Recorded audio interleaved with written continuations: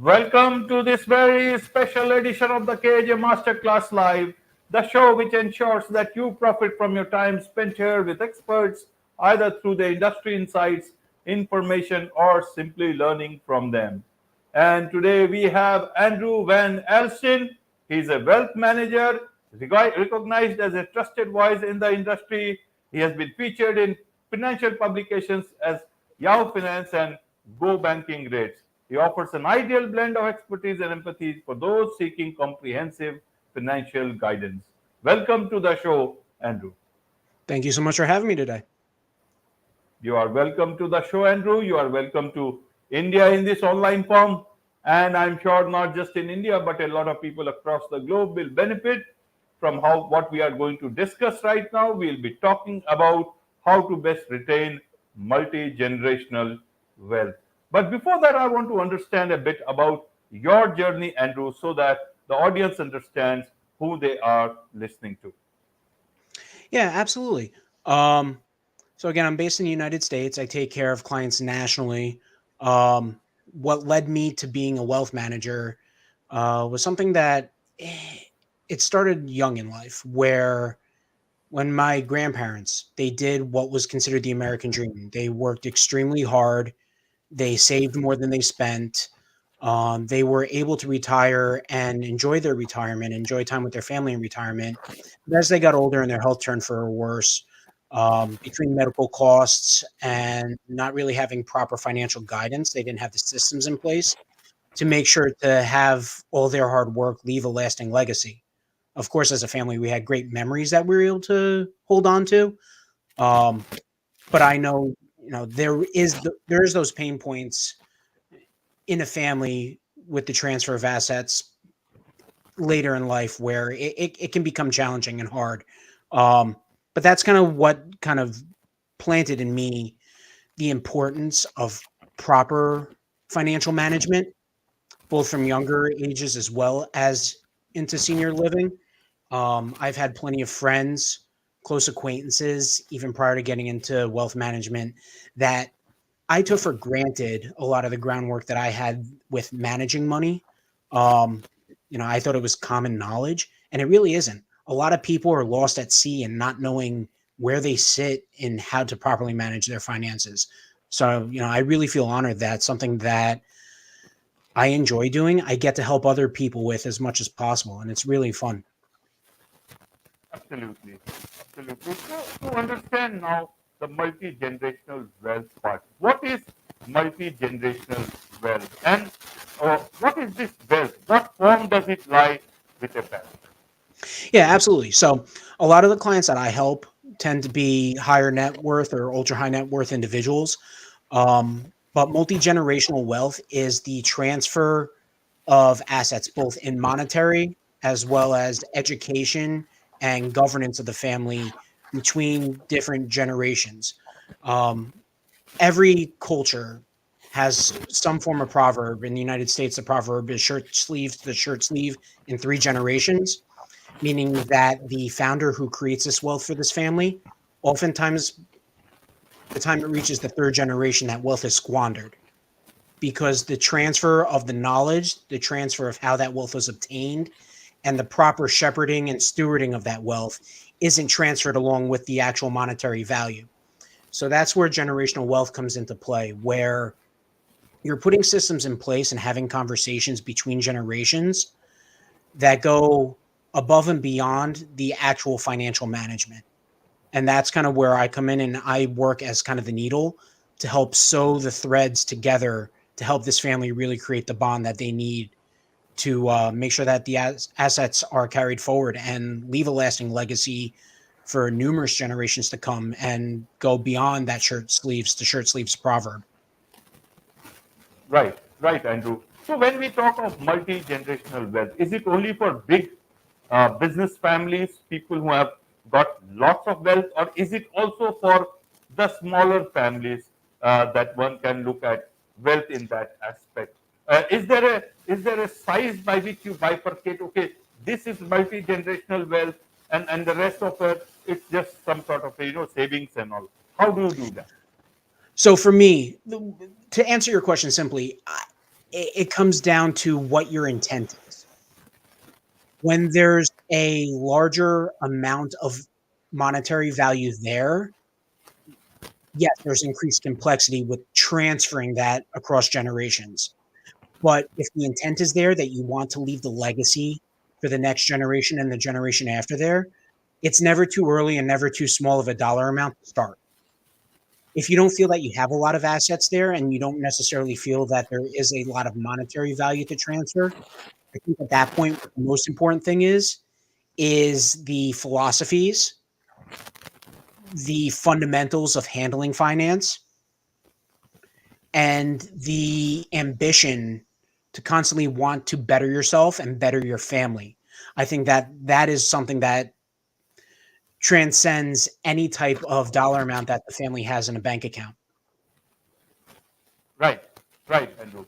So, in terms of when we talk of multi-generational wealth, then Mhm. already, a lot of people talk about family offices. That's one way. So, Mhm. how are those operating and how do you operate? Is it almost the same thing or is it different way of working? Help us understand how should people decide whether a family office is a better way to go if you have a bit of, larger Mhm. side of assets, or as a wealth manager you come in, you are a better idea. How should one decide about that? So for me, the family office is important, especially for extremely high net worth individuals, but you can use a lot of those practices for smaller net worth families.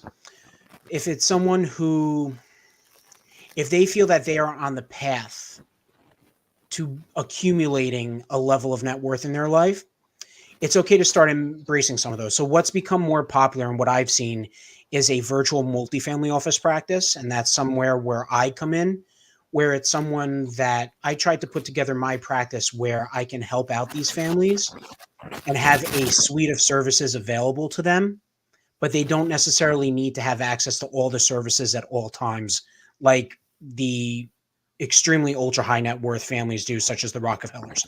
So, what a multifamily office practice can offer is the estate planning that can go into the distribution of assets between generations, making sure that there's proper budgeting, making sure that any philanthropic ventures that the family wants to undertake or look into, helping connect them with the appropriate parties in that light, any other legal representation they need. My Where I step in is having a Rolodex of experts in various fields that we can call upon.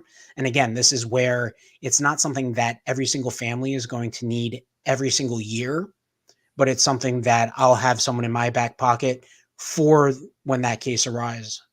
Um, One other thing that I pride myself in is as families get larger, as they become second, third, fourth generations, is starting to put together summits so that you can get different age brackets within the families that I'm offering. You can have the younger generations come and we can talk on topics that are more relevant for that age group. For example, if they are elementary school age, it's never too early to start laying the fundamentals of what budgeting means and making sure that you're not getting into a deficit as far as earnings, whether it's through a budget that you're given from your family for philanthropic ventures, whether it's the family instilling a work ethic at a young age and going out and getting even a part-time job. However the family wants to go about that, it's having the core understanding of how to properly manage finance.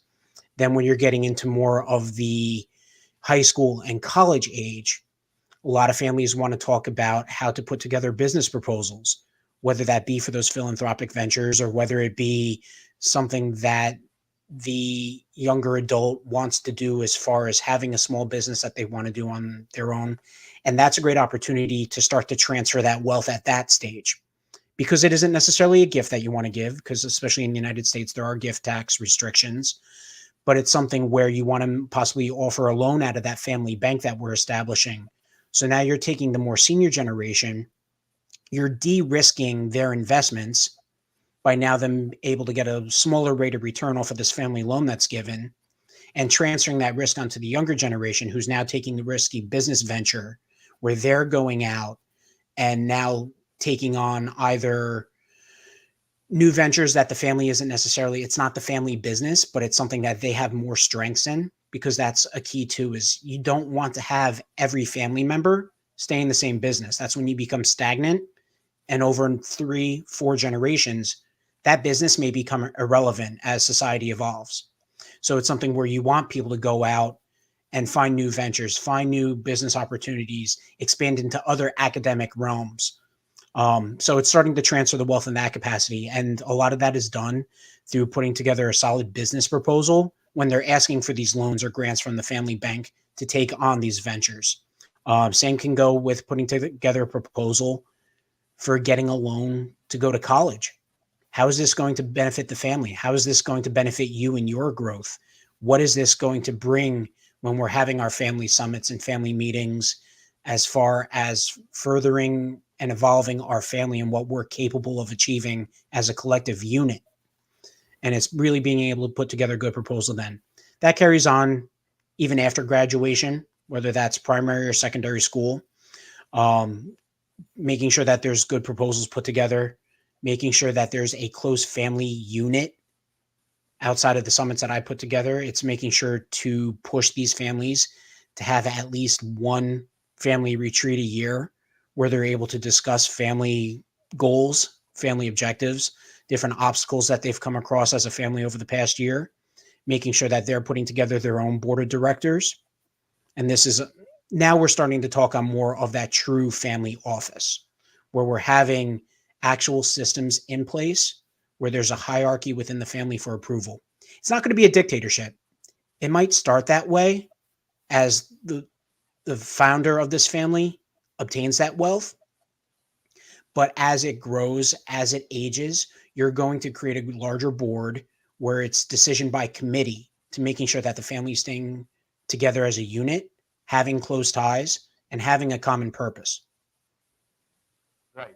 And talking of transfer of wealth, Andrew, U.S. is going through a biggest wealth transfer in history. You know, when boomer generation has to transfer the wealth to the present generation, and there are not many takers, and there the worry is that you know that a lot of people or all these businesses will close down because the younger generation wants to not be associated in that same pot, and they have their own outlook on the world. What do you say? Why is it that the younger generation is not so much interested in this whole passing of wealth from the older generation, wealth, knowledge, everything?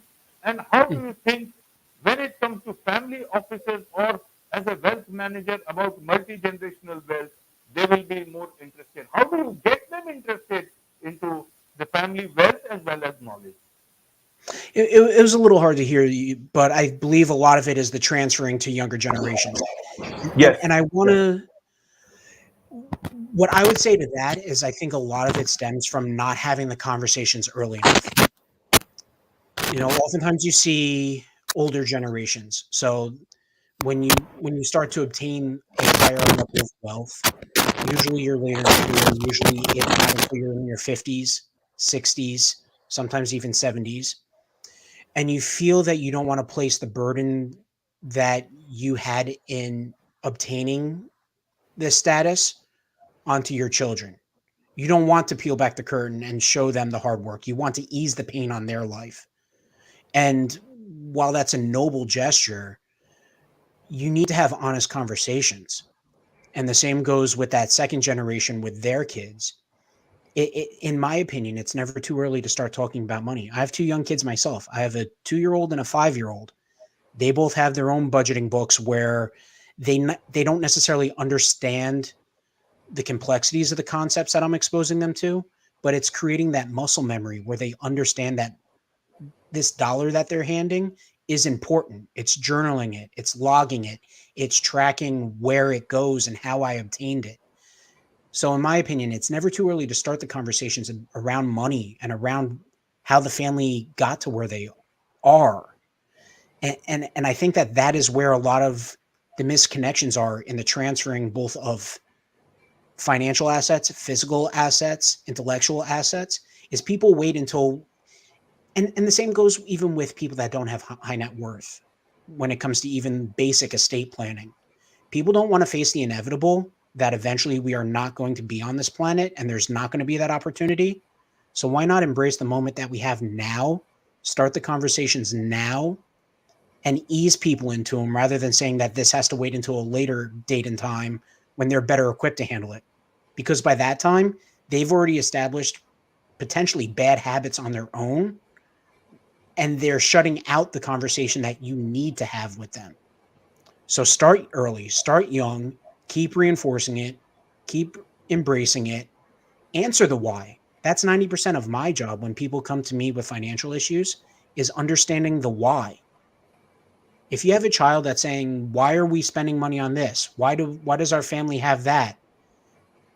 If you don't have a good answer, then maybe it is a bad decision and the kid's just being a little bit more honest about it than you are with yourself. But if it's something that you have intentionality behind and there's a purpose behind it, don't hide it from your children or your grandchildren. Have those conversations early and often.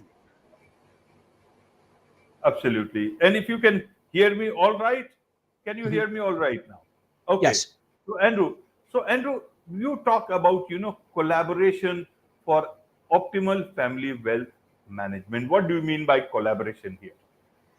So it's something where I am one person and I don't pretend to know the answer to everything. But one thing that I ensure all my clients is that I will get them the best answer to any questions that they have. Just like I said, how the family evolves to be decision by committee, that's what I look to do with my practice for these families as well, is be decision by committee. If there's something that I don't feel confident that I have the 100% best answer, it's going out there and finding other experts in various fields, whether it's legal, tax.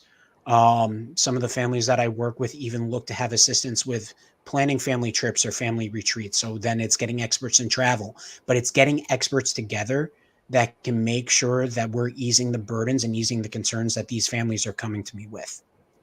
Finance is obviously at the heart of all of it, in my opinion. Obviously, I'm slightly biased in that, but Right, that is where right. that's where my confidence and competency lie. I try to branch out as much as possible to help these families. And if I don't have the answer directly, it's going out and getting these experts in these fields. Absolutely. And one last question is about uh, one should focus on retaining the family wealth or growing the family wealth. That is where your actions will be different. How do you suggest?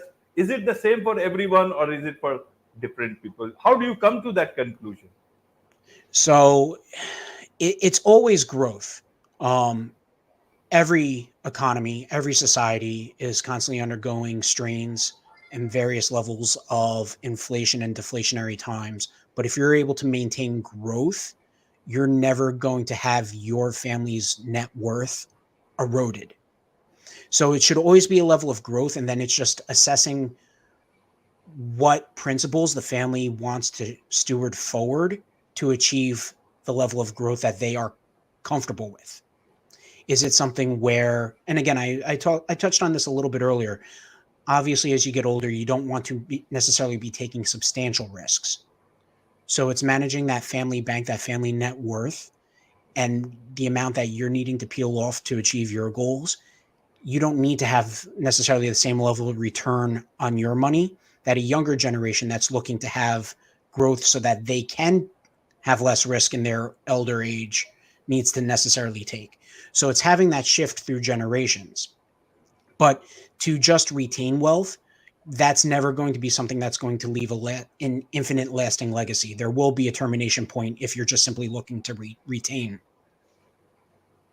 Right. And in terms of managing all this, who is the person who has to be responsible for this from the family? Is it the oldest member of the family? Is it the youngest member of the family? Who is the decision maker here?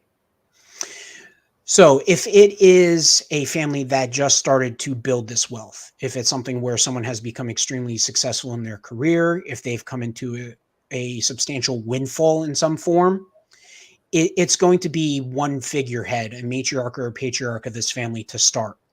But then as the family grows, as the family ages, it is something that you're going to see that second generation. So children-in-law, cousins, nephews. And again, every family has different dynamics in that capacity, but it does become more of a committee. It becomes more of a board.